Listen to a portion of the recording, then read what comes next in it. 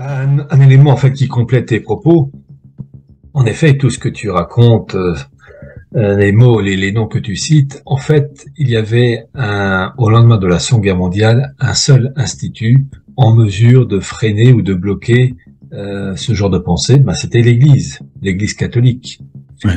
qui défend l'idée que le Christ est le Fils de Dieu incarné, d'un Dieu trinitaire avec trois personnes distinctes en une, avec le dogme de l'Immaculée Conception, la Sainte Vierge, Mère de Dieu, etc. Et évidemment, il y a eu des infiltrations, ça j'en ai parlé déjà, des générations et des générations avant au sein de l'Église, et on arrive à la mort du pape Pie XII en 1958 et à l'arrivée de Jean XXIII. Jean XXIII qui va lancer Vatican II. Et qu'est-ce que Vatican II? C'est 1789 dans l'Église, la formule n'est pas noire. Et c'est ça qui va permettre, pour le moment, au mondialisme d'imposer ses vues, parce que l'objectif de Vatican II, c'est de faire de l'Église, de l'adapter au monde, avec la primauté des droits de l'homme en particulier. Alors, il y a un élément qu'il faut rappeler, je crois que je l'ai dit, ou peut-être que David l'a dit, je ne sais plus exactement, le troisième message secret de Fatima de 1917, que la Sainte Vierge avait confié aux enfants. Il y avait François, Hyacinthe et puis Lucie, sœur Lucie qui officiellement est morte il y a quelques années. On peut avoir quand même de sérieux doutes sur son, comment dire, sur la véritable personne quand on compare les photos de sœur Lucie de Fatima dans les années 30, 40 et 50 et puis celle qui officiellement portait son nom, enfin qui officiellement était sœur Lucie avec de l'époque par exemple de Jean-Paul II. La morphologie est différente. À croire que il y a une substitution de personnes. Enfin, je n'irai pas plus loin. C'est étonnant. Bon. Mais en tout cas, la Sainte Vierge avait demandé à Fatima en 1917 que le troisième secret soit révélé au début des années 60. Et le pape, des guillemets, Jean XXIII a lu ce message et a refusé de le divulguer, estimant qu'il n'avait pas sa place.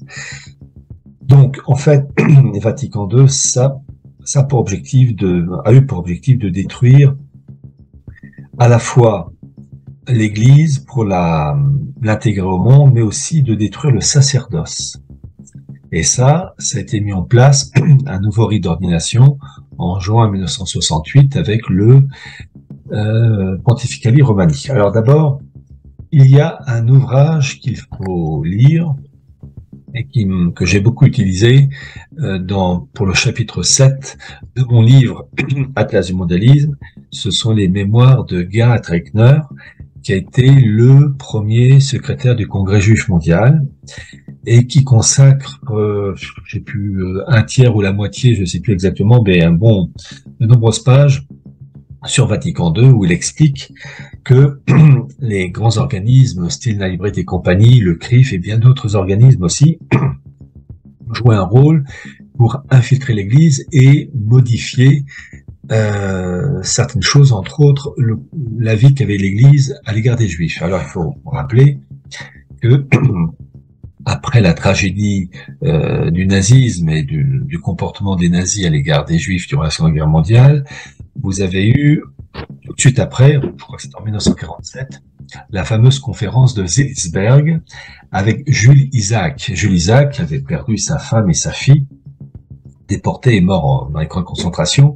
Jules Isaac avait fait venir, Zeilsberg, je crois que c'est en Suisse, des catholiques, des pasteurs, des protestants, pour en fait lancer une modification du comportement de l'Église à l'égard des Juifs. Alors, il faut un petit rappel, c'est que l'enseignement traditionnel de l'Église depuis 2000 ans, c'est de rappeler que les Juifs sont le peuple, est le peuple des Déicides. Les Juifs sont le peuple des Déicides.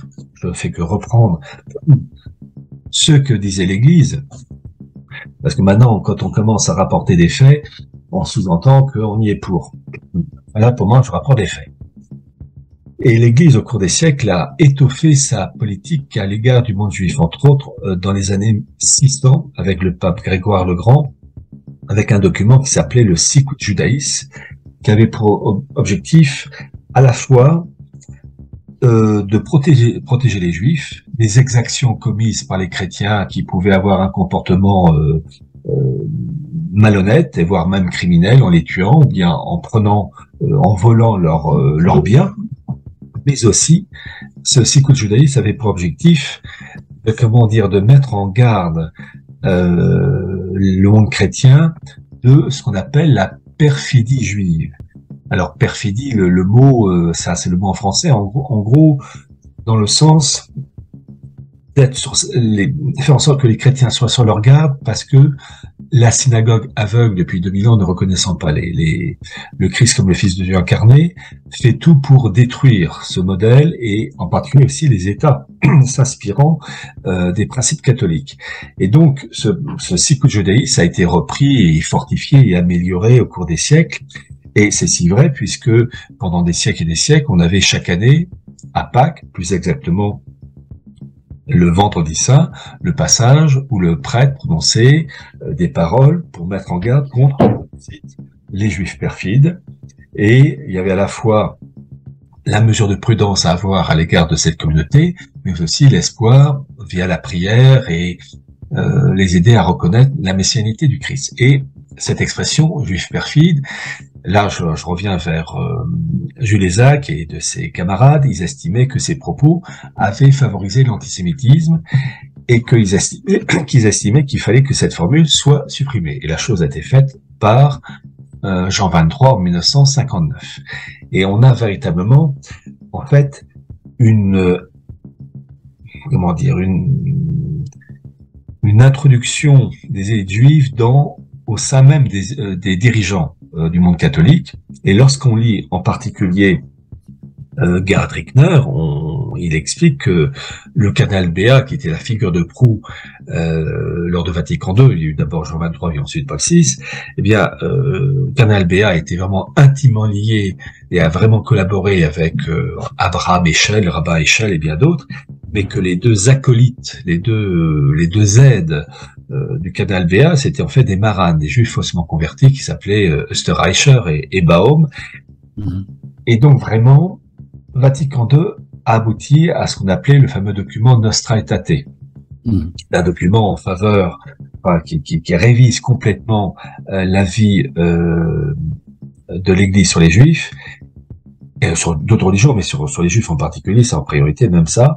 Et Nostra Aetate, en fait, a littéralement lancé une sorte de dialogue œcuménique et une volonté de réconciliation entre les Juifs et les chrétiens.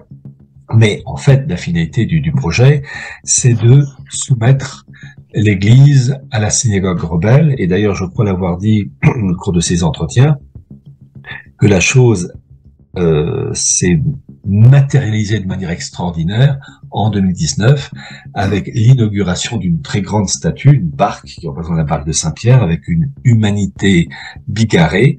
Et à la tête de cette barque de Saint-Pierre se trouve un rabbin qui se substitue à l'autorité de l'Église. Donc, on a véritablement, dans Vatican II, une véritable révolution pour mettre à bas le vicaire du Christ. Au temps de la monarchie française, le roi de France était le lieutenant du Christ. Il est tombé avec Louis XVI, le 21 janvier 1793.